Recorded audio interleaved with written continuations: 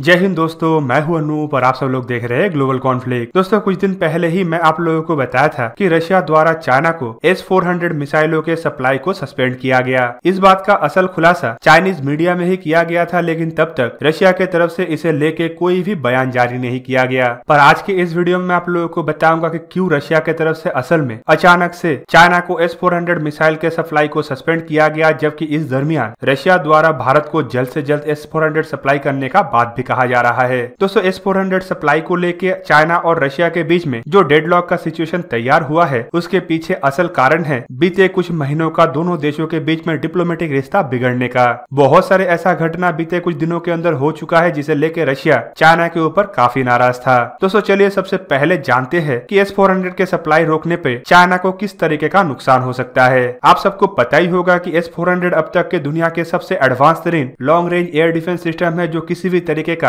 हवाई खतरे को न्यूट्रलाइज कर सकता है, चाहे एयरक्राफ्ट हो या फिर बैलिस्टिक मिसाइल या क्रूज मिसाइल। हेलीकॉप्टर से लेके अनमैन एरियल व्हीकल तक सब कुछ को S-400 मिसाइल सिस्टम रोक सकता है और इसमें अलग अलग रेंज का मिसाइल है। 30 किलोमीटर ऑल्टीट्यूड तक और करीबन 400 किलोमीटर रेंज तक ये मिसाइल अपने टारगेटों को ध्वस्त कर सकता है। पर चाइना MTCR का मेंबर नहीं है बोल के चाइना को 400 किलोमीटर रेंज का S-400 तो नहीं मिला, लेकिन चाइना के पास 250 किलोमीटर रेंज तक घातक S-400 का मिसाइल हो सकता है। 2015 में चाइना और रशिया के बीच में S-400 को लेकर बातचीत शुरू हुआ था, जबकि 2018 में रशिया के तरफ से चाइना को S-400 का पहला बैच का डिलीवरी किया गया। इसी साल फरवरी के महीने में दूसरे बैच का डिलीवरी का बात भी रशियन मीडिया तास में कहा गया था, लेकिन उसके बाद जुलाई का महीना आने तक दोनों देशों के बीच में डिप्लोमेटिक रिश्ता काफी बिगड़ चुका है। दोस्तों, चाइनीज मीडिया शोहू में ही सबसे पहले इन बातों का खुलासा किया गया था, जहाँ पे सस्पेंशन के साथ साथ कुछ अन्य बातों को भी कहते हुए कहा गया था कि चाइना तो S-400 का डिलीवरी ले चुका है और हाल ही में इसका ट्रायल भी किया है, लेकिन अभी भी इन सिस्टमों को ठीक से ऑपरेट करने को लेकर रशिया और चाइना के बीच में बहुत सारे प्रोग्राम चलने वाला था। चाइना के तरफ से अपने एक टेक्निकल और मिलिट्री टीम को भी रशिया में भेजा गया था, ताकि S-400 को कैसे ऑपरेट किया जाता है उसके बारे में नॉलेज लिया जाए। इवन रशिया के तरफ से तो टेक्निकल टीम को चाइना में भेजना अभी बाकी है, जो इन मिसाइलों का डिप्लॉयमेंट और सेटअप को लेकर काम करेगा। मतलब ये रिश्ता बिगड़ने से अब चाइना के पास जो S-400 मिसाइल है उसका तैनाती को लेके और इस्तेमाल को लेके भी सवाल उठ रहा है, और क्या रशिया के मदद के बिना चाइना इसे प्रॉपर तरीके से इस्तेमाल कर भी पाएगा कि नहीं। और दोस्तों, चाइना के इसी न्यूज एजेंसी की तरफ से यह भी बताया गया था कि रशिया नहीं चाहता है कि पीपल लिबरेशन आर्मी के अंदर महामारी के लड़ाई के खिलाफ कोई भी कमजोरी आए, और इसीलिए ही S-400 के डिलीवरी को रोका गया। पर CNN का रिपोर्ट को माने तो इसके पीछे कुछ और ही कारण है। हाल ही के दिनों में आप लोग सुने होंगे कि रशिया के अंदर आर्कटिक रिसर्च इंस्टीट्यूट के एक साइंटिस्ट को गिरफ्तार किया गया था, जिनके ऊपर इल्जाम लगा था कि वो चाइना के साथ मिलकर रशिया के कुछ खुफिया जानकारी को चाइना के हवाले कर रहा है। चाइना के ऊपर यह भी इल्जाम लगा था कि चाइना अपने स्पाई नेटवर्क को रशिया के अंदर इस्तेमाल करके रशिया से खुफिया मिलिट्री जानकारियों को हासिल कर रहा है, जिनमें रशिया के सबमरीनों में इस्तेमाल होने वाला इक्विपमेंट से शुरू करके समुद्र के सतह के नीचे इस्तेमाल होने वाला सोनार और किस तरीके से रशिया के न्यूक्लियर सबमरीन ऑपरेट होता है उसका भी जानकारी शामिल है। इवन आर्कटिक रीजन में रशिया द्वारा क्या रिसर्च किया जा रहा है और रशिया किस तरीके का नया और आधुनिक हथियारों का डेवलपमेंट कर रहा है, इसे लेके भी चाइना खुफिया जानकारी हासिल करने में लगा हुआ है।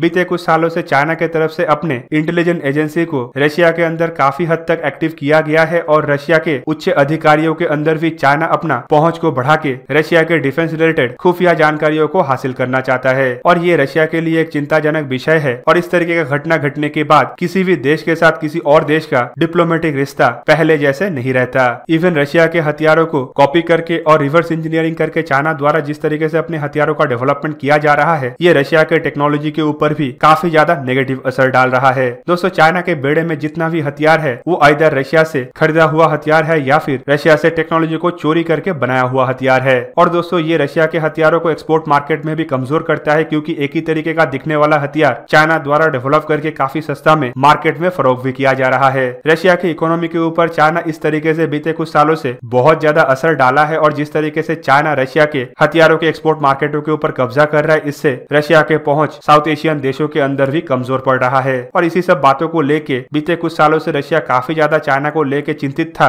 और हाल ही के दिनों में ये चिंता तब बढ़ गया जब चाइना अपने पड़ोसी देशों के साथ बॉर्डर डिस्प्यूट को लेके इतना ज्यादा एग्रेसिवली आगे बढ़ रहा है। चाइना सुपर पावर बनने के तलब में जिस तरीके से अपने पड़ोसी देशों के जगहों को हथियाने का कोशिश कर रहा है, चाहे वो साउथ चाइना सी में हो या फिर हिमालयन रीजन में हो, इसे लेके रशिया भी काफी ज्यादा चिंतित है। साउथ चाइना सी मैटर को लेकर तो रशिया इसीलिए भी बहुत ज्यादा चिंतित है क्योंकि व्लादिवोस्तोक शहर को हाल ही में रशिया द्वारा भारत के साथ जोड़ने का भी एक कॉन्सेप्ट के तहत आगे बढ़ा जा रहा था और साउथ चाइना अगर चाइना के कंट्रोल में आ जाएगा तो रशिया का ये कॉन्सेप्ट के ऊपर भी पानी फेर सकता है। जबकि व्लादिवोस्तोक को लेके चाइना की तरफ से ऑलरेडी रशिया को आंख दिखाया जा चुका है, जिसे लेके भी रशिया काफी ज्यादा नाराज है। व्लादिवोस्तोक को लेके चाइना का कहना है कि ऐतिहासिकली ये चाइना का एरिया है जिसके ऊपर एक अनैतिक ट्रीटी के तहत रशिया हक जता रहा है। दोस्तों आपके जानकारी के लिए बता दूं कि चाइना मौका देख के समझौते के ऊपर हस्ताक्षर करता है और जब ताकत हासिल कर लेता है या फिर चाइना को बढ़ोतरी मिलता है तो समझौते को ठुकरा के आगे बढ़ने का कोशिश करता है। और रशिया को ये भी डर सता रहा है कि अगर व्लादिवोस्तोक को लेके चाइना ज्यादा मजबूत हो जाता है और साउथ चाइना सी के ऊपर चाइना का कब्जा बढ़ जाता है तो फ्यूचर में व्लादिवोस्तोक के समझौते को भी चाइना ठुकरा सकता है और इससे चाइना और रशिया के बीच में भी बॉर्डर डिस्प्यूट बढ़ेगा और दोनों देशों का